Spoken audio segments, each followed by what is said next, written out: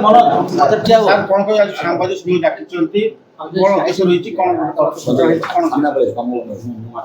समस्त को आम सूचना देवाई चाहूँ जे गत मार्च 2 तारिख रे बागुराई जड़े भद्र व्यक्ति स्त्री चिकित्सा निमंते हॉस्पिटल निकटस्थ हॉस्पिटल जाइथिले गोटे हीरो HF डिलक्स मोटरसाइकेल जाइथिले से मोटरसाइकेल टी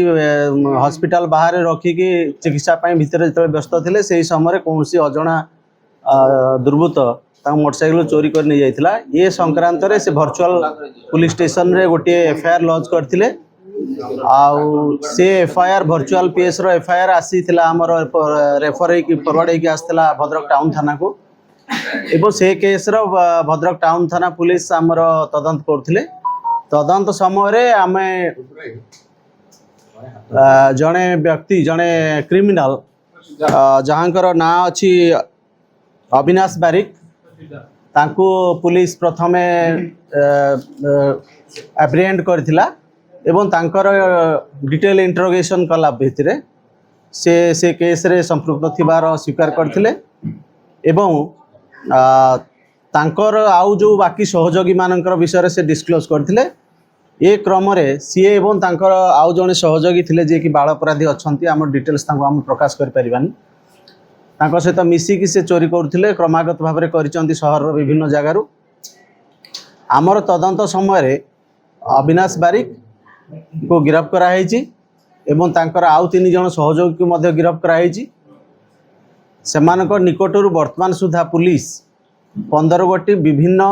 कंपनी रो मोटरसाइकेल जबत करिछि जबत करिके आमे से मोटरसाइकेल गुड़िकर रजिस्टर्ड ओनर किए तार डिटेल्स वर्तमान जांच करूछु एवं सही अनुसार से मोटरसाइकेल जो माने रजिस्टर्ड ओनर से मानको मोटरसाइकेल हस्तांतर करा जिवो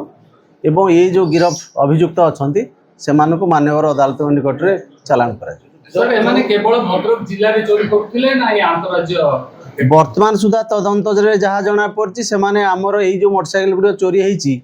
भद्रक टाउन एवं तार पेरिफेरी अंचल पाखापाखी आमर जो गेलपुर है तिहिडी है ये पाखापाखी अंचल मोटरसाइकेल मान सब चोरी होती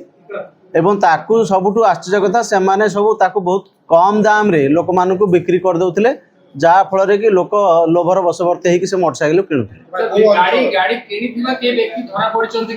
हाँ आम बर्तमान सुधा जो माने रिसीवर थिले जो माने रिसीवर जानी शुणी कि से मोटरसाइकेल चोरा मोटरसाइकेल जानी कि जो माने ताकू रिसीव करथिले बा ताकू अल्प दाम रे किणिथिले जहा किछि उद्देश्यमूलक भाव रे ता भितरु हमर 3 जन व्यक्ति को गिरफ्त कराई से मानको मध्य कोर्ट को चालान अभियुक्त माने भद्रक अंचल रा बाहर अंचल सब भद्रक अंचल रा अछन बाहर अंचल नांती